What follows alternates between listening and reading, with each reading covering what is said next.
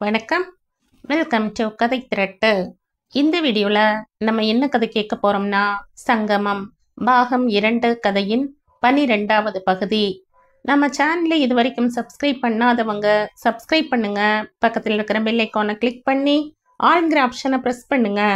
So that நான் போடுற கதைகளை உடனுக்குடனே நீங்கள் கேட்கலாம். வாங்க கதைக்குள்ளே போகலாம். விஜய் டெலிகிராமை எடுத்துக்கொண்டு கதவை சாத்திவிட்டு உள்ளே வந்தான். மாடியில் இருந்து சுந்தரி அழுகை குரலில் ஏதோ சொல்வது, ரோஜா பேசுவது காதில் விழுந்தது. விஜய் மாடிக்கு போகலாமா வேண்டாமா என்று தயங்குபவன் போல் ஒரு நிமிடம் அங்கேயே நின்று படிகள் பக்கம் பார்த்தான். பிறகு முடிவை மாற்றிக்கொண்டாற்போல் தன் அறைக்குள் போனான். ஏனோ அவனுக்கு மாடிக்கு போக வேண்டுமென்று தோன்றவில்லை. ஆபீஸ் அறைக்குள் வந்த விஜய் மேஜையில் சாய்ந்து நின்று கொண்டான். எப்போதும் எந்த சூழ்நிலையிலும் பேலன்ஸை தவறாத அவன் மனம் இன்று உணர்ச்சிகளின் கொந்தளிப்பினால் குழம்பி திக்கு முக்காடியது. கனவில் கூட நினையாத நிகழ்ச்சிகள் ஒரே அடியாய் வெள்ளம் போல் மூழ்கடித்தன. தன்னைத்தானே சுதாரித்துக் கொள்வதற்கு தனிமை ரொம்ப தேவையாயிருந்தது. அனந்த் வந்தால் ரொம்ப நிம்மதியாக இருக்கும். அனந்திடம் சொல்ல வேண்டிய விஷயங்கள் நிறைய இருந்தன. ரோஜா இன்னார் என்று தெரிந்தால் அனந்த் எவ்வளவு மகிழ்ச்சி அடைவான் என்று தனக்குத்தான் தெரியும். யோசித்து கொண்டு நின்றிருந்த விஜயின் பார்வை மேஜை மீதிருந்த போன் மீது விழுந்தது.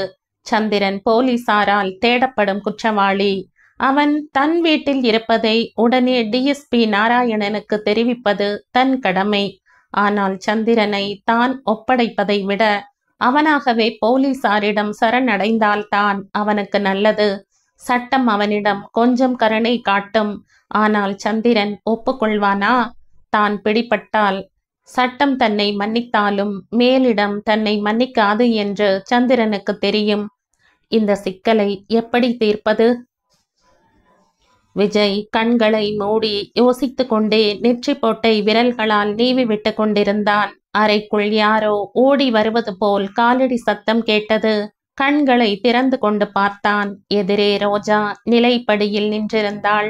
ஒரு நிமிஷம் அவன் ரோஜாவின் முகத்தை ஆழ்ந்து நோக்கினான். அவளும் அவனையே பார்த்து கொண்டிருந்தாள்.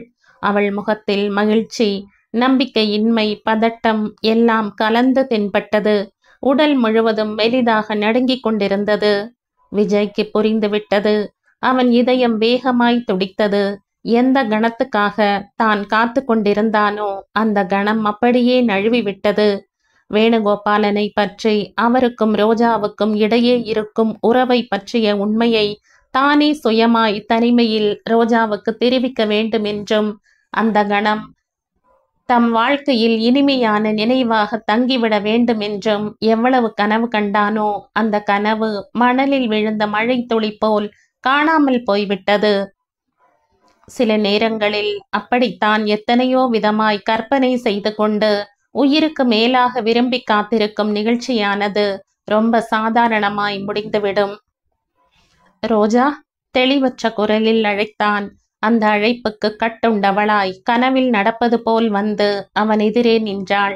கண்கள் அகலமாய் விரிய, இதழ்கள் துடிக்க, இது இது உண்மைதானா என்று நடுங்கும் குரலில் கேட்டாள் ரோஜா. எது? வேணுகோபாலனை பற்றி? விஜய் வார்த்தையை முடிக்கும் முன்பே ரோஜா சட்டென்று ஆமாம் என்பது போல் தலையசைத்தாள். உண்மைதான் ரோஜா, நானே உன்னிடம் சொல்லலாம் என்று இருந்தேன். ஆனால் எப்படி சொல்வது, எதை சொல்வது என்று புரியாதது போல நிறுத்திவிட்டான். ரோஜா அவன் அருகில் வந்தாள். உணர்ச்சி வசப்பட்டவளாய் தன் இரு கரங்களையும் விஜயை நோக்கி நீட்டினாள். விஜய், எனக்கு ஏனோ பயமாக இருக்கு. மூளை கலங்கி விட்டதோ என்று தோன்றுகிறது. தரையில் கால் நிற்க மாட்டேங்கிறது. விஜய் ரோஜாவின் கரங்களை பற்றி கொண்டான். ரோஜா வாயிலிருந்து வெளிவந்த சொற்கள் விஜய் மனதில் குடியிருந்த தயக்கங்களை உதறி தள்ளின. ரோஜாவை தன் அருகில் இழுத்து கொண்ட விஜய் அப்படியே இறுக அணைத்து கொண்டான். உண்மைதான் ரோஜா, சந்திரன் கொலை கொள்ளை நடத்தியதாக சொல்லப்படும் நபர் யாரோ இல்லை, உங்கள் தந்தைதான். நம்ப முடியாத செய்தியாக இருந்தாலும் இதுதான் உண்மை. நீ இன்னார் என்று தெரிந்ததிலிருந்து அந்த உண்மையை மறைக்க முடியாமல் அவர் எவ்வளவு தவித்தார் தெரியுமா? உங்க இருவரின் எதிர்காலம் பாழானதற்கு காரணம் தான் என்றும், உங்கள் அம்மாவின் நரக வாழ்க்கைக்கு அவருடைய பொறுப்பற்ற தன்மைதான் காரணம் என்றும் நீ அவரிடம் சொல்லும்போது அதை மறுக்கவும் முடியாமல், தன்னை பற்றிய உண்மையை உன்னிடம் சொல்லவும் முடியாமல் எத்தனை வேதனை அனுபவித்தார் என்று எனக்கு தெரியும். உங்களுடைய கஷ்டங்களுக்கெல்லாம் காரணம் தான் என்று குமுறி கொண்டிருந்த அவரால் தன்னை உன் தந்தையாக அறிமுகப்படுத்திக் கொள்ளும் தைரியம் இருக்கவில்லை. இந்த விஷயத்தை உன்னிடம் தெரியப்படுத்தும் பொறுப்பை என்னிடம் ஒப்படைத்தார். நானும் எத்தனையோ தடவை உன்னிடம் இந்த விஷயத்தை சொல்ல முயற்சி செய்தேன். எதிர்பாராத இடைஞ்சல்கள் ஏற்பட்டு என்னை ஊமையாக்கி விட்டன. பூனாவில் சந்திரனிடம் சொல்ல நினைத்தேன். ஆனால் அவனை சந்திக்கவே முடியவில்லை. பாம்பேயிலிருந்து வந்த உடனே உன்னிடம் சொல்ல நினைத்தேன். ஆனால் இதற்குள் இந்த ரகளை நடந்துவிட்டது. இந்த விஷயத்தை நானே உன்னிடம் சொல்ல வேண்டும் என்று எவ்வளவு துடிப்பாயிருந்தேன் தெரியுமா? ஆனால் நான் நினைத்தாற்போல் நடக்கவில்லை. தரையில் கால் நிற்காதது போல் சூனியத்தில் வேகமாய் சுழல்வது போன்ற உணர்வில் இருந்த ரோஜாவுக்கு விஜயின் ஸ்பரிசம், அவனுடைய வார்த்தைகள் ஏதோ பற்றுக்கோள் கிடைத்து விட்டது போல் தோன்றியது. அவளுடைய கைகள் அவனுடைய தோள்களை இறுக்கமாக பற்றி கொண்டன.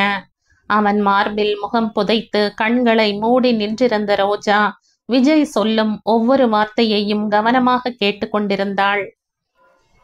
ரோஜா, கடந்த காலத்தில் நீங்க எப்படிப்பட்ட கஷ்டங்களை அனுபவித்திருந்தாலும் அதை மறந்துவிட்டு சந்தோஷமாய் இருக்க போகும் காலம் வந்துவிட்டது. நடந்ததெல்லாம் நல்லதுக்குத்தான் என்பது போல் சந்திரன் இங்கே வந்ததும் நல்லதாகிவிட்டது.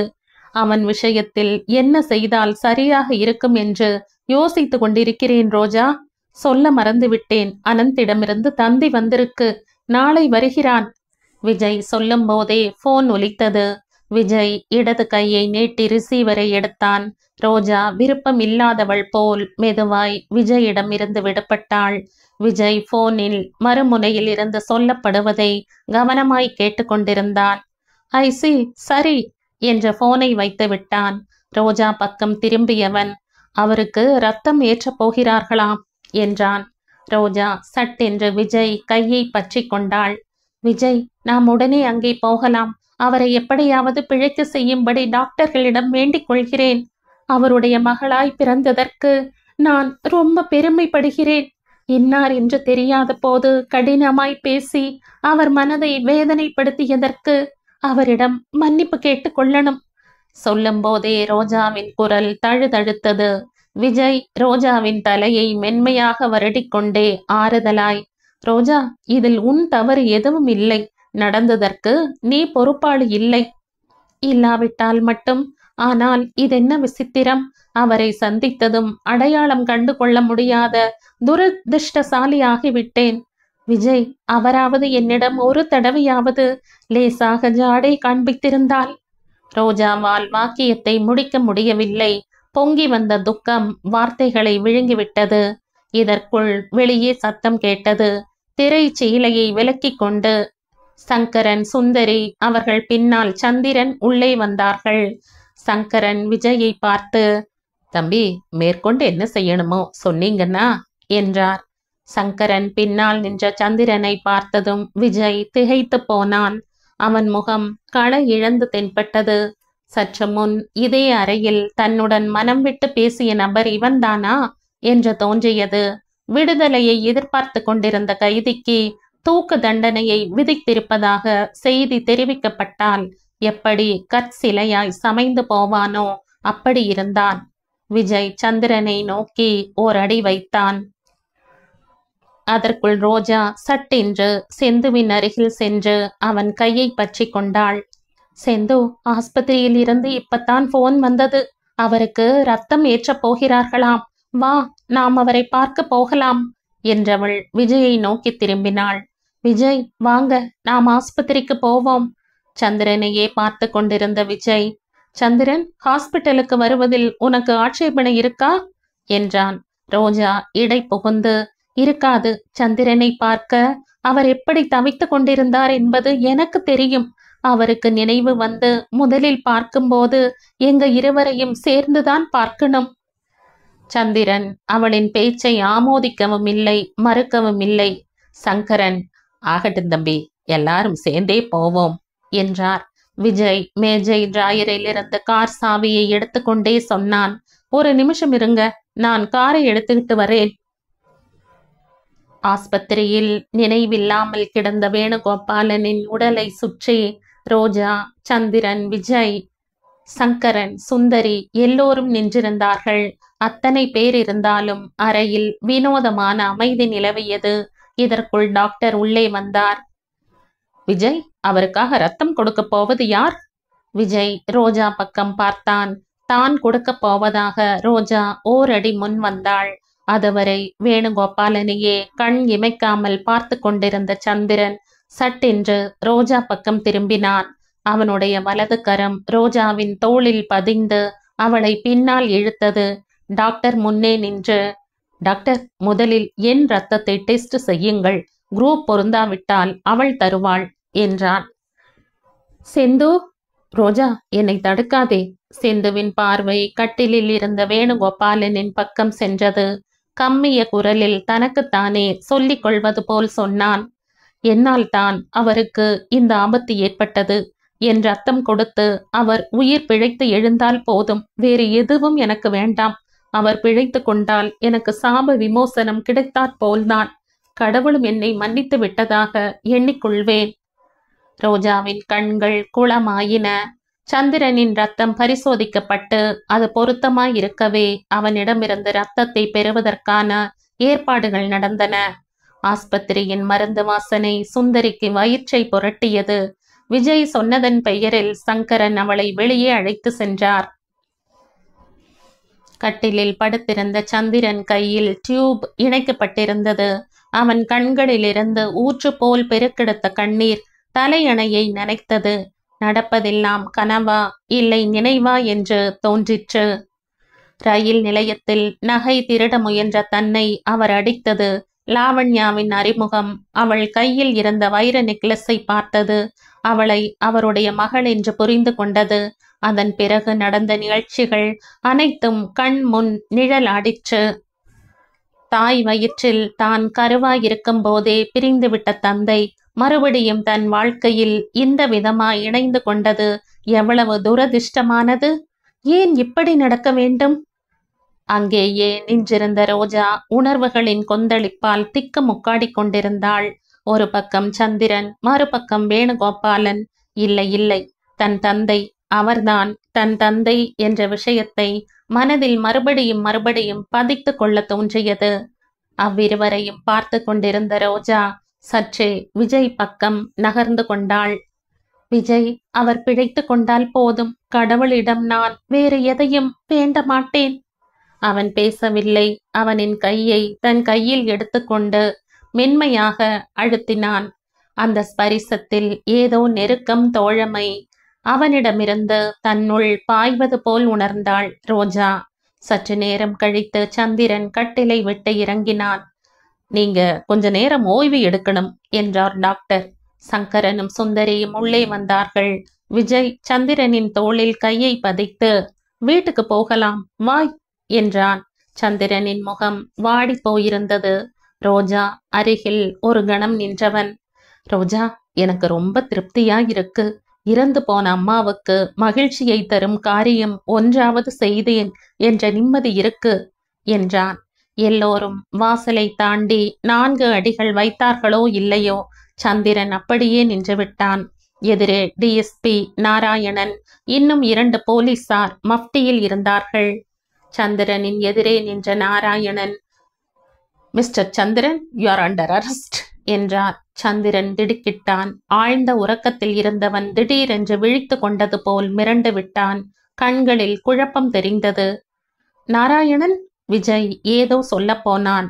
ஹீஸ் அண்டர் அரெஸ்ட், திடமான குரலில் மறுபடியும் கூறினார் நாராயணன். அதற்குள் சந்திரன் நாராயணனை அப்படியே தள்ளிவிட்டு குறுக்கே வந்த போலீசாரின் வயிற்றில் முஷ்டியை இறுக்கி குத்துவிட்டு ஓட்டம் எடுத்தான். கீழே விழப்போன நாராயணன் எப்படியோ சமாளித்து கொண்டார். சந்திரன், நில்லு, ஓடாதே! விஜய் குரல் கொடுத்தபடியே அவன் பின்னால் ஓடினான். அமைதியாயிருந்த அந்த சூழ்நிலையில் அந்த கத்தல்கள் எதிரொலித்தன. சந்திரன் விஜய் அழைத்ததை பொருட்படுத்தவில்லை. எப்படியோ பலத்தை வரவழைத்து கொண்டு நீளமான காரிடாரில் ஓடிக்கொண்டிருந்தான். அதற்குள் சுதாரித்து கொண்டு விட்ட நாராயணன் ரிவால்வரை எடுத்து சந்திரனின் கால்களை நோக்கி சுடப்போனார். இதை பார்த்த ரோஜா வீல் என்று அலறியவள் நாராயணன் மீது பாய்ந்து தடுக்க முயன்றாள். பக்கத்தில் நின்ற போலீசார் இருவரும் சட்டென்று அவளை இரு பக்கமும் பிடித்து கொண்டு நகர முடியாமல் செய்து விட்டார்கள். மின்னல் போல் ஓடிய விஜய் சந்திரனை இரு கரங்களால் பிடித்து தடுத்து விட்டான். விஜய், உங்களுக்கு தெரியாது, விடுங்க, என்னை விடுங்க, மூச்சிறைக்க சொன்ன சந்திரன் எப்படியோ விஜயின் பிடியில் இருந்து தப்பித்து கொண்டு முன்னோக்கி ஓடினான். ஆனால் அவனுடைய ஓட்டத்தின் வேகம் சட்டென்று குறைந்தது. உடல் தள்ளாடியது. கண்கள் இருண்டன. அம்மா என்று கீழே விழப்போனவனை விஜய் ஓடி வந்து அணைத்து கொண்டான். சந்திரன், இப்பதான் ரத்தம் கொடுத்திருக்க, இப்படி ஓடலாமா என்று அதட்டுவது போல கூறினான் விஜய். விஜய், உங்களுக்கு தெரியாது, நான் பிடிபடக்கூடாது. இது எங்க கூட்டத்துக்கு தெரிந்த அடுத்த நிமிஷமே எனக்கு சாவு வந்தாற்போல்தான். நான் பிடிபடக்கூடாது, ரோஜாவுக்காக, உங்களுக்காக, மூச்சிறைத்து சொன்னவனால் அதற்கு மேல் பேச முடியவில்லை. அப்படியே விஜய் கைகளில் நினைவிழைந்து விட்டான். சந்திரன் ஓட்டம் தடைப்பட்டதையும் விஜய் அவனை பிணைத்து கொண்டு இருந்ததையும் பார்த்த நாராயணன் ரிவால்வரை உள்ளே வைத்து விட்டார். விஜய் அருகே சென்று ஹீஸ் அண்டர் அரெஸ்ட் என்றார். அனந்த் பிளேனை விட்டு இறங்கியதுமே கேள்வி கணைகளை தொடங்கிவிட்டான். Vijay, what is this? Vijay தம்பியின் கைகளை பற்றி கொண்டு, முதலில் வெளியே போவோம். உன்னோட லக்கேஜ் ஏதாவது இருக்கா? நாம் காத்திருக்கணுமா? நோனோ, அப்படியே கிளம்பி வந்தேன். பெட்டியில் துணிமணி எடுத்து வரணும்னு கூட தோன்றவில்லை. டிக்கெட் கிடைப்பது ரொம்ப கஷ்டமாகிவிட்டது. உன் டெலிகிராமை பார்த்ததும் எனக்கு கையும் ஓடவில்லை, காலும் ஓடவில்லை. வீட்டுக்கு வரும் வழியில் விஜய் நடந்தது எல்லாம் சுருக்கமாய் சொன்னான்.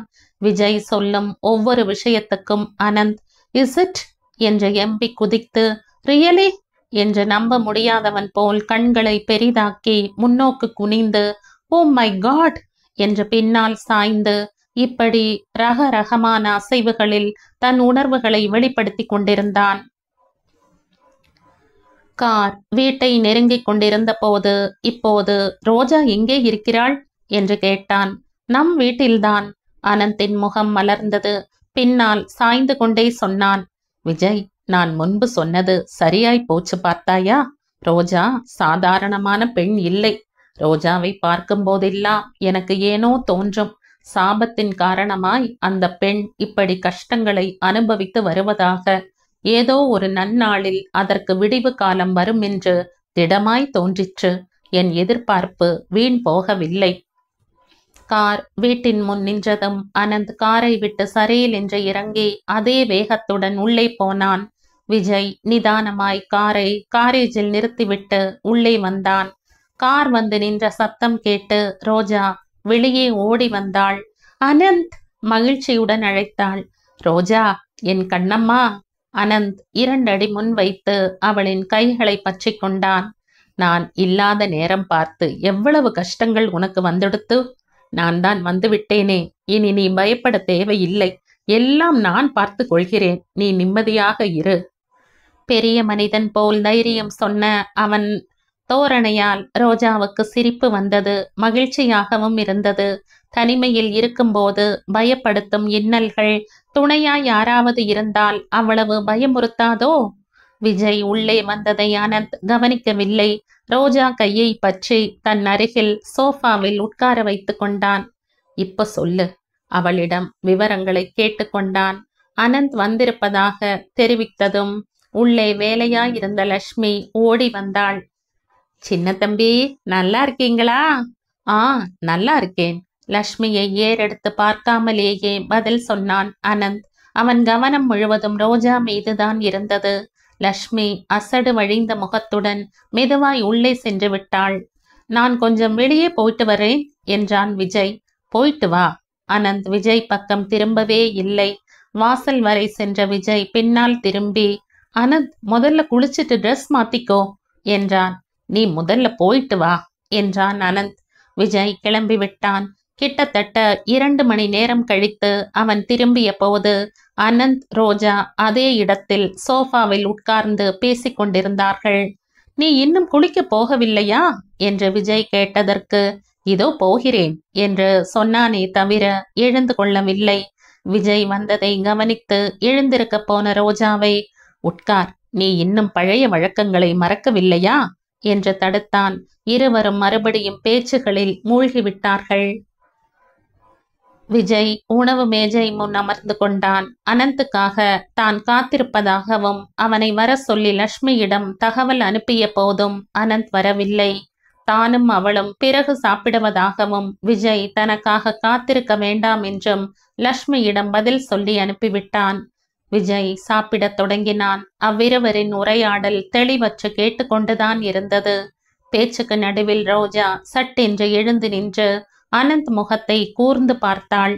என்ன அப்படி பார்க்கிறாய் என்று அனந்த் கேட்டான். அனந்த், உன்னிடம் ஏதோ மாறுதல் தெரிகிறது. மாறுதலா? கொஞ்சம் சதை போட்டிருக்கேனோ என்னவோ? இல்லை இல்லை. கண் இமைக்காமல் பார்த்தவள், மூக்கு கண்ணாடி இல்லை. அனந்த் திடுக்கிட்டான். மை காட், உண்மைதான். கிளம்பு பரபரப்பில் மூக்கு கண்ணாடியை மறந்துவிட்டு வந்துவிட்டேன்.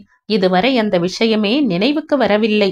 வியப்படைந்தவனாய் குளித்துவிட்டு வெளியே வந்ததும் டெலிகிராம் வந்தது. அதை பார்த்ததும் மூளை வேலை செய்ய மறுத்துவிட்டது. நல்ல வேளை, பளீர் என்று சிரித்தாள் ரோஜா. அனந்தும் அந்த சிரிப்பில் சேர்ந்து கொண்டான். அவ்விருவரின் சிரிப்பு அலையாய் காற்றில் மிதந்து வந்து உள்ளே உணவருந்தி கொண்டிருந்த விஜய் செவிகளை தாக்கியது. அனந்த் ரோஜாவுக்கு நெருங்கிய நண்பன் என்றும் இருவரும் ஒருவருக்காக மற்றவர் உயிரையும் கொடுக்க கூடியவர்கள் என்றும் விஜய்க்கு தெரியும். அந்த நட்பில் எந்த களங்கமும் இல்லை என்று தெரிந்த பிறகும் விஜய் ஏனோ வெறுமையாய் உணர்ந்தான். போலீஸ் ஹெட் குவார்ட்டர்ஸில் 3 போலீஸ் உயர் அதிகாரிகள் இருக்கைகளில் அமர்ந்திருக்க அவர்கள் பக்கத்தில் டிஎஸ்பி நாராயணன் நின்றிருந்தார். அவர்களுக்கு எதிரே சந்திரன் கையில் விலங்கிடப்பட்டு அமர்ந்திருந்தான். அவனுக்கு பின்னால் விஜயும் அனந்தும் நின்றிருந்தார்கள். ரொம்ப நேரமாய் சர்ச்சை நடந்து கொண்டிருப்பதால் எல்லோருடைய முகங்களும் சீரியஸாக தென்பட்டன. அறையில் நிலவியிருந்த மௌனத்தை கிழித்து கொண்டு கமிஷனரின் குரல் ஒலித்தது. மிஸ்டர் சந்திரன், நீங்க வெளிப்படையாக பேசாவிட்டால் எந்த பிரயோஜனமும் இல்லை. இந்த மௌனம் உங்களுக்கு தீங்காய் முடியும் என்று எச்சரிக்கிறேன் என்றார். சந்திரன் பேசவில்லை, தலை உயர்த்தவில்லை. டெபுட்டி கமிஷனர் இடையில் புகுந்தார். போகட்டும், எங்களுக்கு எல்லா விவரங்களையும் சொல்ல வேண்டாம். கூட்டத்தின் இருப்பிடத்தை மட்டும் சொன்னால் போதும். மற்றதை நாங்கள் பார்த்து கொள்கிறோம். சந்திரன் ஒரு முறை தலை உயர்த்தி பார்த்து மறுபடியும் தலை குனிந்து கொண்டான். அவன் முகத்தில் வேதனையின் சாயல் தெரிந்தது. விஜய் சந்திரனின் தோளில் கையை பதித்து சொன்னான்.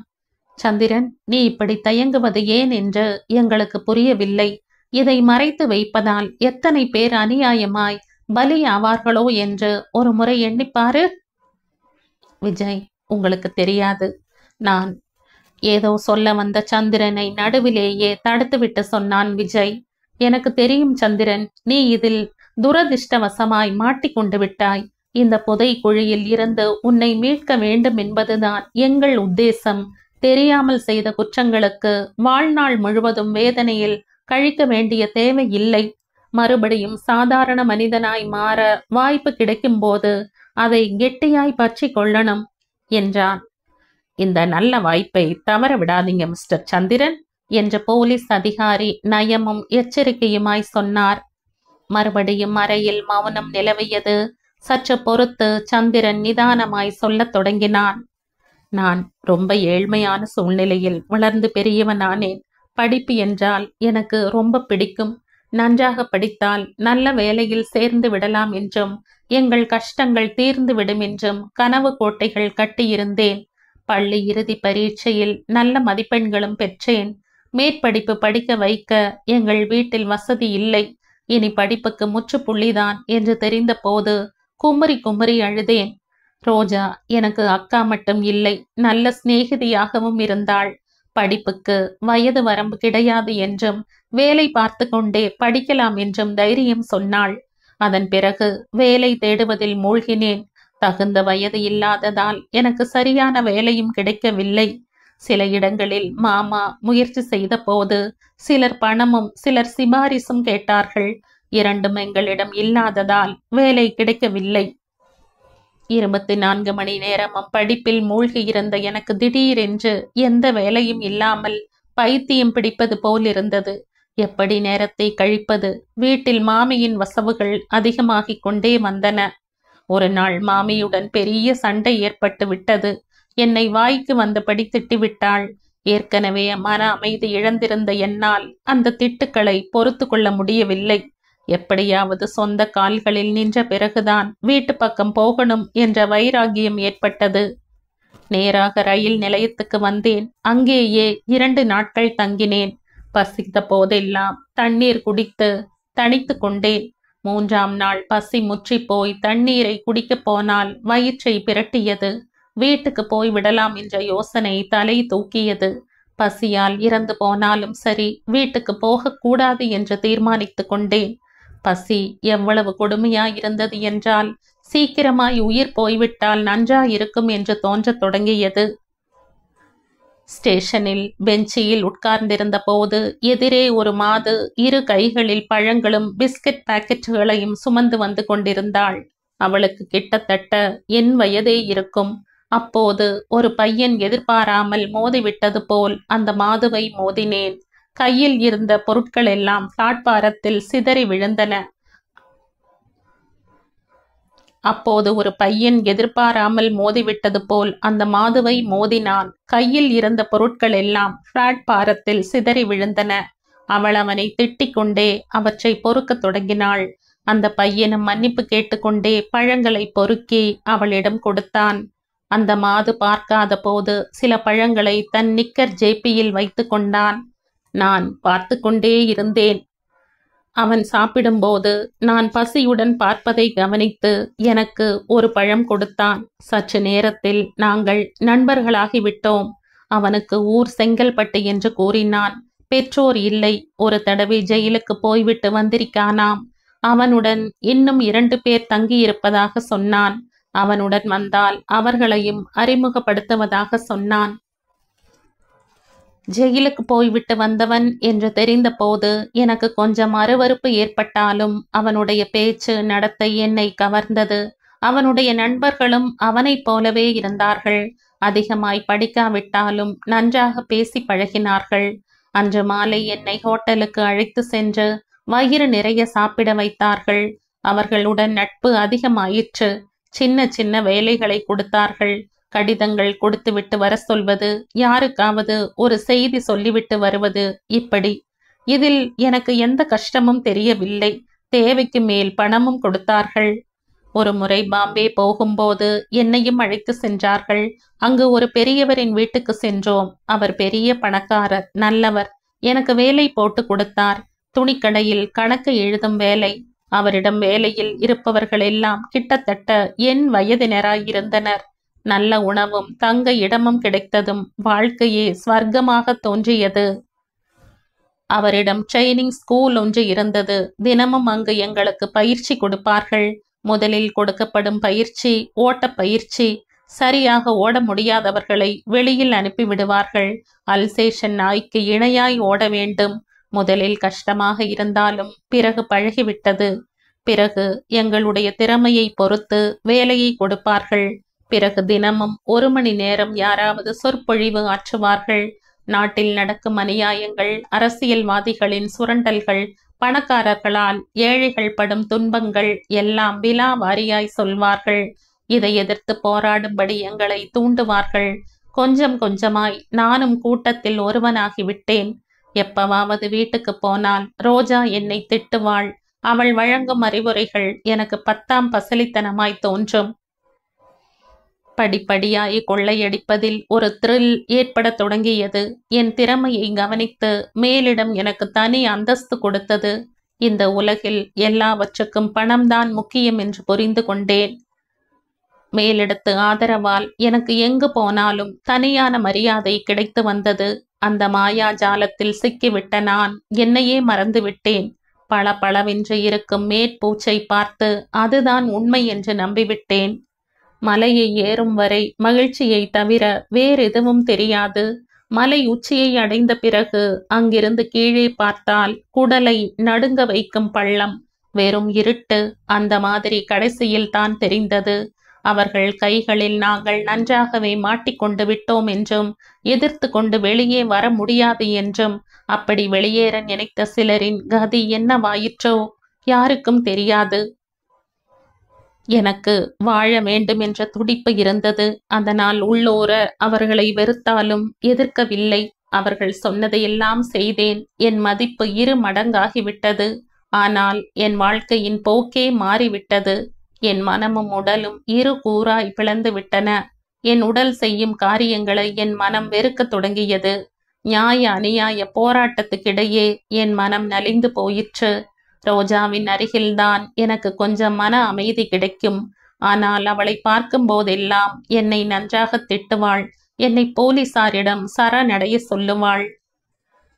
நான் ஏதாவது முட்டாள்தனமாய் செய்தாலோ, என் எல்லையை தாண்டினாலோ அதன் பலன் ரோஜா மீது கடுமையாய் இருக்கும் என்று மேலிடத்திலிருந்து எனக்கு அடிக்கடி எச்சரிக்கைகள் வரும். அதனால்தான் நான் அதற்கு துணியவில்லை. உங்கள் கண்களுக்கு தெரிவது நான் மட்டும்தான். ஆனால் என் போன்றவர்கள் 100 கணக்கில் இருக்கிறார்கள். சந்திரனின் முகம் வெளிரி போயிருந்தது. சற்று நிறுத்தினான். மிஸ்டர் சந்திரன், இதெல்லாம் சரி. நீங்க செய்த கொலைகள் கொள்ளைகள் பற்றிய தகவல்களை சொல்ல முடியுமா என்று கமிஷனர் கேட்டார். ரயில் நிலையங்களில், விலை உயர்ந்த ஹோட்டல்களில் நாங்கள் திரிந்து கொண்டிருப்போம். எங்களில் நிறைய பேர் சாமியார்கள் போல், பிச்சைக்காரர்கள் போல், பெட்டிக்கடை முதலாளிகள் போல் உருமாறுவோம். மக்களிடையே ஊடுருவி அறிமுகங்களை வளர்த்து கொள்வோம். யாரிடம் பணம் அதிகமாக இருக்கிறது என்று தெரிந்து கொண்டு பிறகு கொள்ளையடிப்போம். யாராவது பிடிபட்டு விட்டாலும் எங்களுக்கு பயம் கிடையாது. மேலிடம் தலையிட்டு எங்களுக்கு தண்டனை கிடைக்காமல் பாதுகாக்கும். ஆனால் நம்பிக்கை துரோகம் செய்ய நினைத்தாலே போதும், மேலிடம் கடுமையாய் தண்டிக்கும். சில சமயம் நாங்களாகவே முடிவு எடுத்து சில திருட்டுக்களை செய்து மேலிடத்துக்கு அந்த பொருட்களை ஒப்படைக்கணும். மாதத்தில் 3 திருட்டுக்களையாவது செய்யணும். அன்று ஒரு நாள் ரயில் நிலையத்தின் கூட்டத்தில் ஏதாவது பார்ட்டி மாட்டாதா என்று பார்த்து கொண்டிருந்த எனக்கு வேணுகோபாலன் டைமண்ட் நெக்லஸை எடுத்து விஜய்க்கு காண்பித்து விட்டு மறுபடியும் உள்ளே வைத்ததை கவனித்தேன். விஜய் போன பிறகு அவரை வேகமாக மோதி பேக்கை எடுத்துக்கொண்டு ஓடினேன். அன்றிலிருந்துதான் என் வாழ்க்கையில் துரதிர்ஷ்டம் ஆரம்பமானது. பிடிபட்டு விட்டேன். அவர் என்னோட குரல் கம்மி விட்டதால் அவனால் மேற்கொண்டு பேச முடியவில்லை. பார்த்தீர்களா சந்திரன், நீங்க சிலரின் வாழ்க்கையில் விளையாடியதால் விதி உங்களுடைய வாழ்க்கையில் எப்படி கொடுமையாய் விளையாடிவிட்டது, கமிஷனர் சொன்னார். யாருடைய தலைமையில் நீங்கள் இந்த காரியங்களை நிறைவேற்றி வந்தீர்களோ அவங்களோட பெயர்களை உங்களால் சொல்ல முடியுமா, அசிஸ்டன்ட் கமிஷனர் கேட்டார். சந்திரன் குறுக்காக தலையசைத்தான். இதில் யாரோ பெரியவங்க இருக்காங்கன்னு தெரியுமே தவிர அவர்கள் யாரோ எங்கே இருப்பாங்களோ எனக்கு தெரியாது. எனக்கு மட்டும் இல்லை, என்னை போன்றவர்கள் யாருக்கும் அதை பற்றி தெரியாது. எங்களுக்கு பயிற்சி அளிக்கும் நபர் வழியாய் எங்களுக்கு உத்தரவுகள் வரும். அந்த நபரே ஏன் தலைவனாக இருக்கக்கூடாது? இல்லை, அது எனக்கு தெரியும். சில நாட்களுக்கு முன்புதான் அந்த பயிற்சியாளர் தன் கடமையை சரியாக செய்யாததால் அவர் இடத்தில் புதிய நபர் வந்தார். அவரும் எங்களைப் போல இந்த விஷ வளையத்தில் மாட்டிக்கொண்டவர் என்று பேச்சு வாக்கில் தெரிந்தது. மிஸ்டர் சந்திரன், உங்க பேச்சுக்களிலிருந்து எங்களுக்கு க்ளூ கூட கிடைக்கவில்லை. மன்னிக்கணும், எனக்கு இடங்களின் பெயர்கள் மற்றும் கோடு வார்த்தைகள் தவிர உண்மையான மனிதர்களின் பெயர்கள் தெரியாது. அதையாவது சொல்லுங்கள். விஜய் சந்திரனின் தயக்கத்தை கவனித்தவனாய், சொல்லு சிந்து, நீ சொல்ல போகும் விவரங்களால் எத்தனை பேருக்கு நன்மை ஏற்படும் தெரியுமா? நன்மையா? நன்மை பற்றித்தானா நீங்கள் பேசியது? அவன் உதடுகளில் விரக்தியான புன்னகை நெளிந்தது. இந்த நாட்டில் இன்னும் நன்மை என்பது இருக்கா என்ன? நமக்கு தெரியாமலேயே இந்த சமுதாயத்தில் அராஜகம் என்ற விஷச் செடி முளைத்து விட்டது. சுயநல நோக்குடன் சிலர் அதற்கு ஏறு போட்டு தண்ணீர் ஊற்றி மகா விருட்சமாய் வளர செய்து விட்டார்கள். அதை நறுக்க சாதாரண கோடாலி போதாது. உங்களை போன்ற நல்ல இதயம் படைத்த சிலர் அதன் ஒரு கிளையை வெட்டினால் மறுபக்கம் துளிர்த்து கொண்டு விடும். பலமாக வேரூன்றிவிட்ட இந்த மரத்தை வேரோடு அழிக்க சிலர் மட்டும் முன் வந்தால் போதாது. சந்திரனின் முகம் உணர்ச்சி வேகத்தால் சிவந்து போயிற்று. நம்மால் முடிந்தவரை போராடுவோம். நீங்களும் ஒத்துழைத்தால் சாதிக்க முடியாதது எதுவும் இல்லை என்றார் கமிஷனர். சந்திரன் தனக்கு தெரிந்த சில கோடு வார்த்தைகளை, இடங்களின் பெயர்களை சொன்னான். அதிகாரிகள் அவற்றை குறித்து கொண்டார்கள். சந்திரனின் கையில் விலங்குகளுடன் வெளியில் வந்தான். இரு பக்கமும் போலீசார் காவல் இருந்தார்கள். விஜய், அனந்த் பின்னாடியே வந்தார்கள். சந்திரன் வெளியே வந்தானோ இல்லையோ, பத்திரிகை நிருபர்கள் சந்திரனை பளிச்சென்று போட்டோ எடுத்தார்கள். டிஎஸ்பி நாராயணனை சுற்றி கும்பலாய் சூழ்ந்து கொண்டு கேள்வி கணைகள் தொடுத்தார்கள். சந்திரன் போலீஸ் வேனில் ஏறப்போனவன் நின்று விஜய் பக்கம் திரும்பினான். அதை கவனித்த விஜய் சட்டென்று சந்திரனின் அருகில் வந்தான். கரகரத்த குரலில் சந்திரன், விஜய், ஒரு கால், எனக்கு ஏதாவது நேர்ந்தால்? விஜய் சந்திரனின் தோளில் கையை பதித்தான். அந்த ஸ்பரிசத்தில் ஏதோ நம்பிக்கை, தோழமை தன் உடலில் பாய்ந்தாற்போல் உணர்ந்தான் சந்திரன். எதை பற்றியும் கவலைப்படாதே, நிம்மதியாயிரு. உன்னுடைய பொறுப்புகளை எல்லாம் நான் ஏற்றுக்கொள்கிறேன், போதுமா என்றான் விஜய். சந்திரனின் கண்கள் நன்றியால் பனித்தன. அவன் வேனில் ஏறியதும் வேன் கிளம்பிவிட்டது. தொலைவில் மறைந்து கொண்டிருந்த வேனையே பார்த்து கொண்டிருந்த அனந்த், விஜயின் இதயங்கள் பாரமாகிவிட்டன. அன்று சந்திரன் அரெஸ்ட் ஆகி 1 வாரமாகிவிட்டது. அவன் தகவல் தெரிவித்த அன்று இரவே போலீஸ் ரெய்டு நடந்தது. ஆனால் எதிர்பார்த்த அளவு வெற்றி கிடைக்கவில்லை. மலையை கிள்ளி எலியை பிடித்தது போல் ரொம்ப குறைந்த நபர்களைத்தான் பிடிக்க முடிந்தது. அதில் முக்கியமான 2 ஜெயிலில் தற்கொலை செய்து கொண்டு விட்டார்கள். சந்திரன் அரெஸ்ட் ஆனதும் போலீசாரிடம் விவரங்களை சொல்லிவிட்ட விஷயம் அவர்களுக்கு தெரிந்து போயிருக்க வேண்டும். அதான் முன்னாடியே அதற்கான ஏற்பாடுகளை செய்துவிட்டார்கள். கடந்த 7 நாட்களாக சந்திரனை பற்றிய செய்திகள் தினமும் நாளேடுகளில் வந்து கொண்டுதான் இருந்தன. நாளேடுகள் இந்த செய்திக்கு முக்கியத்துவம் கொடுத்ததால் பொதுமக்களிடம் சந்திரனை நேரில் பார்க்க வேண்டும் என்ற ஆர்வம் அதிகரித்தது.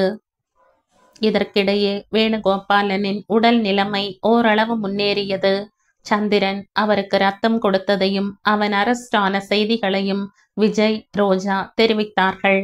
ரோஜா வேணுகோபாலனை விட்டு நகரவே இல்லை. 24 மணி நேரமும் அவரையே கவனித்து கொண்டாள். அவருக்கு கொஞ்சம் தெம்பு வந்ததும் ஜெயிலுக்கு போய் மகனை பார்ப்பதற்கு பிடிவாதம் பிடித்தார். ஆனால் டாக்டர்கள் அனுமதி தரவில்லை. இந்த நிலைமையில் உணர்ச்சி வசப்பட்டால் முதலுக்கே மோசமாகிவிடும் என்று எச்சரித்தார்கள். விஜய், அனந்த் தமக்கிருந்த செல்வாக்கை பயன்படுத்தி சந்திரனுக்கு குறைந்த அளவில் தண்டனை கிடைக்க முயன்று கொண்டிருந்தார்கள். சந்திரனை பார்க்க யாருக்கும் அனுமதி கிடைக்கவில்லை.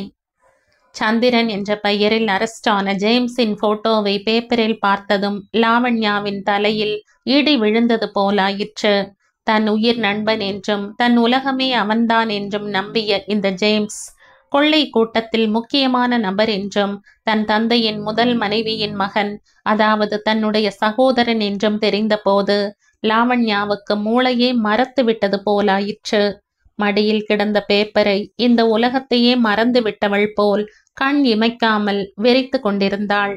உடனே விஜயிடம் ஓடிப்போய் உண்மை விவரங்களை தெரிந்து கொள்ள துடித்தாள். ஆனால் ரோஜாவும் அங்கே இருப்பாள் என்ற நினைவு வந்ததும் போக பிடிக்கவில்லை. சாப்பாடு, தூக்கம் இரண்டையும் மறந்து போனவள் போல் கட்டிலில் படுத்து கிடந்தாள் லாவண்யா. நடுவில் அனந்த் அவளை பார்க்க வந்தான். தான் யாரையும் பார்க்க விரும்பவில்லை என்றும் அவர்களுக்கும் தனக்கும் எந்த உறவும் இல்லை என்றும் சொல்லி அனுப்பிவிட்டாள். விஜய் வேணுகோபாலனின் உடல்நிலை சற்று தேவலை என்றும் அவர் லாவண்யாவை பார்க்க விரும்புகிறார் என்றும் போன் செய்தான்.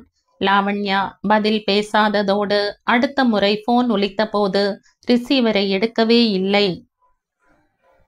லாவண்யா நேராக சென்று ஒரு முறை ஜேம்ஸை சந்திக்க வேண்டும் என்று நிச்சயித்து கொண்டாள். ஜெயில் அதிகாரிகள் அனுமதி கொடுக்காததால் நேராக ஐஜி வீட்டுக்கு போனாள். அவர் மனைவி லாவண்யாவுக்கு நன்றாக தெரிந்தவள். ஐஜியும் லாவண்யாவுக்கு தெரிந்தவர்தான். அவரே சுயமாய் போன் செய்ததால் ஜெயில் அதிகாரி லாவண்யாவை சந்திரன் இருந்த செல்லுக்கு தானே அழைத்து சென்றார். 10 நாட்களாக கம்பிகளுக்கு பின்னால் இருந்த சந்திரன் தாடியுடனும் சிவந்த கண்களுடனும் இருந்ததை பார்த்ததும் லாவண்யாவின் இதயம் பனிப்பாறையாய் இளகியது. இந்த 1 வாரமாய் அவள் அனுபவித்துக் கொண்டிருந்த வேதனை அந்த முகத்தில் பிரதிபலித்தது. ஜேம்ஸ்! லாவண்யாவின் இதழ்கள் தெளிவற்று அசைந்தன. வார்த்தைகள் வெளிவர மறுத்தன. லாவண்யாவை பார்த்ததும் சந்திரனுக்கு 1 நிமிடம் வாய் அடைத்து போனது போலாயிற்று. இருவரும் ஒருவரை ஒருவர் பார்த்து கொண்டார்கள். லாவண்யா, என்னை மன்னித்து விடு. மன்னிப்பதா? நீ என்ன தவறு செய்தாய் என்று மன்னிக்கணும் என்றாள். என்னை பற்றி பேப்பர்களில் பார்த்தேன். நான் அதை குற்றமாக எண்ணவில்லை. இந்த உலகில் நேர்மையுடன் வாழணும் என்றால் நெருப்பு மீது நடப்பது போல் என்று எனக்கு தெரியாதா? இந்த வார்த்தையை கேட்டதும் அவன் முகத்தில் கொஞ்சம் ஒளி மலர்ந்தது. கல்மிஷமில்லாத புன்னகை ஒன்று உதடுகளில் மலர்ந்தது. லாவண்யா, நாம் இருவரும். அவன் முடிக்கும் முன்பே, லாவண்யா, தெரிந்து கொண்டேன். கடவுள் கருணை இல்லாதவர் என்றும் மனிதர்களின் வாழ்க்கையில் இப்படி கொடூரமாய் விளையாடுவார் என்றும் எனக்கு தெரியாது. லாவண்யாவின் கண்களில் இருந்து கண்ணீர் கோடாய் வழிந்தது. லாவண்யா, அழுகிறாயா என்ன? எனக்கு இவ்வளவு மகிழ்ச்சியை தந்த விஷயம் உனக்கு வேதனையை தருகிறதா? லாவண்யாவின் கண்கள் வியப்பால் அகலமாய் விரிந்தன. உனக்கு மகிழ்ச்சியாய் இருக்கா? அப்ப உனக்கு இதயமே இல்லைன்னு அர்த்தம் என்றாள். லாவண்யா, இல்லாவிட்டால் என்ன? இந்த உலகில் இத்தனை பேர் இருக்கும்போது நீதான் என் உடன்பிறப்பாய் இருக்கணுமா? நீதான் என் அண்ணன் என்றால் சின்ன வயதிலிருந்தே ஏன் ஒரே இடத்தில் வளரவில்லை? திடீரென்று இன்று அண்ணன் என்று தெரிந்ததும் அண்ணா என்று உன்னை அழைக்க வேண்டுமா? என்னால் முடியாது. கடவுள் உன்னிடம் எனக்கு அன்பை கொடுத்து இந்த உறவையும் கொடுப்பானே. சந்திரனால் பேச முடியவில்லை. லாவண்யா மனதில் வீசிக்கொண்டிருந்த புயலை அவனால் புரிந்து கொள்ள முடிந்தது. சற்று பொறுத்து சொன்னான். லாவண்யா, நீ தவறாக எண்ணுகிறாய். அன்பு என்றால் என்ன? அற்புதமான உணர்வு அது. உண்மையான அன்பு சுயநலத்துக்கு அப்பாற்பட்டதாய் இருக்க வேண்டும். உன்னை நான் முதலில் இருந்தே சிநேகிதியாய் கருதி வந்தேன். இன்று நீ என் தங்கை என்று தெரிந்த போது மகிழ்ச்சியாய் இருக்க லாவண்யா. எனக்கே தெரியாமல் உன் மனதில் சலனம் ஏற்படுத்தி இருந்தால் என்னை மன்னித்து விடு. சந்திரன் ஒரு புத்தகத்தை எடுத்து வந்து கம்பி வழியாய் லாவண்யாவிடம் கொடுத்தான். என்னது? பகவத்கீதை விஜய் படிக்க சொல்லி என்னிடம் கொடுத்தான். இது என்னை விட உனக்குத்தான் அதிகம் பயன்படும் என்றான்.